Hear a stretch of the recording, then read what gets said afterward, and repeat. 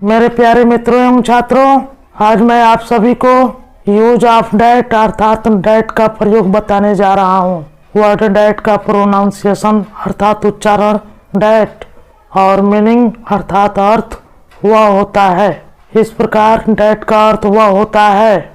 अब मैं आप सभी को बताऊंगा कि डैट का प्रयोग किया कहाँ जाता है।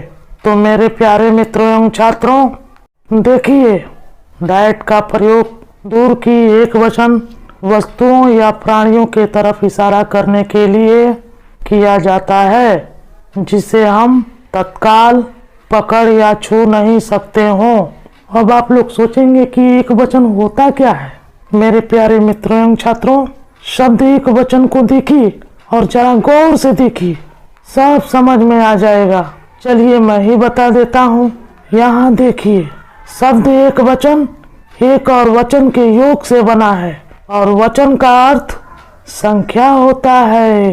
कहने का तात्पर्य या मतलब यह है कि जब हम किसी वस्तु या प्राणी को गिने या काउंट करें और गिनने या काउंट करने के बाद उसका उत्तर या आंसर एक या वन के रूप में प्राप्त हो या मिले तो हम उस वस्तु या प्राणी को एक वचन कहते हैं। एक वचन को अंग्रेजी में सिंगुलर नंबर कहा जाता है।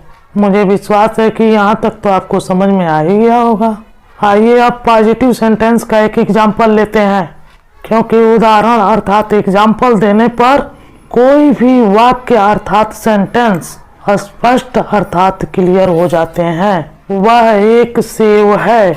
अब इस सेंटेंस को ट्रांसलेट कैसे करें? तो सबसे पहले वाक्य अंग्रेजी डैट लिखेंगे। क्या लिखेंगे? डैट लिखेंगे। और डैट के बाद क्या लिखेंगे? उत्तर या आंसर है इज। और इज मीन्स क्या होता है? इज मीन्स है होता है। और डैट के बाद है की अंग्रेजी इज लगाते हैं।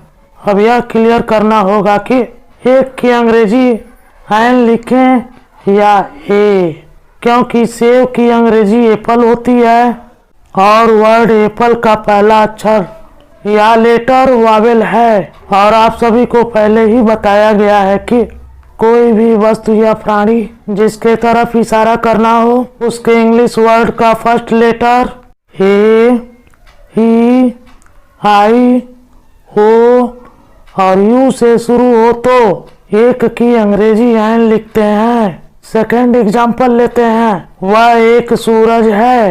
यहाँ भी ट्रांसलेट करते समय वह की अंग्रेजी डैट और है की अंग्रेजी इज लगाने के बाद एक की अंग्रेजी ए लगाएंगे, क्योंकि सन के स्पेलिंग का फर्स्ट लेटर एस है और एस कॉन्सोनेंट है और कॉन्सोनेंट से पहले एक की अंग्रेजी ए लगाते हैं।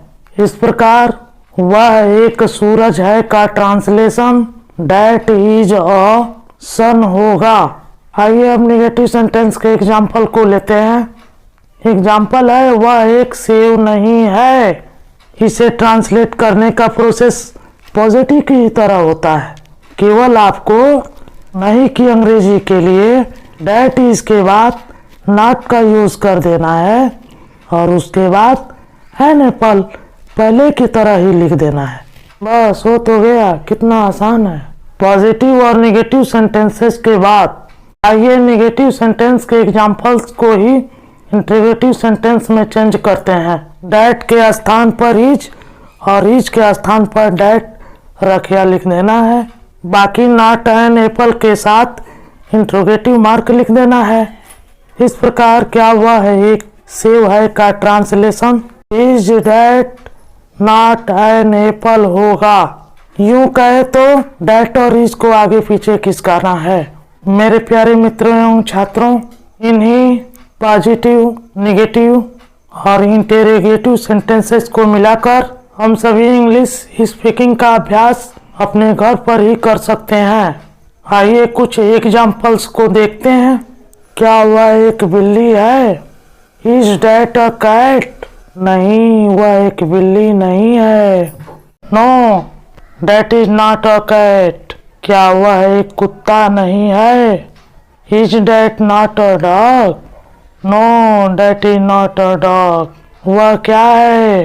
ध्यान रहे, जब सेंटेंस के बीच में क्या शब्द आए तो व्हाट का यूज सबसे पहले करते हैं, इसलिए वह क्या है का ट्रांसलेशन व्हाट इज डैट होगा। अगला सेंटेंस है, क्या वह एक उल्लू है? हाँ, वह एक उल्लू है। Yes, that is an owl. इस प्रकार डैट का प्रयोग करके हम सभी इंग्लिश स्पीकिंग का अभ्यास कर सकते हैं। अंत में आप सभी से अपील है कि आप लोग इस चैनल को सब्सक्राइब करने के साथ ही इस वीडियो को समाज हित में लाइक, कमेंट और शेयर करने की कृपा प्रदान करें। अगली वीडियो के साथ फिर मिलेंगे। बाय, जय हिंद।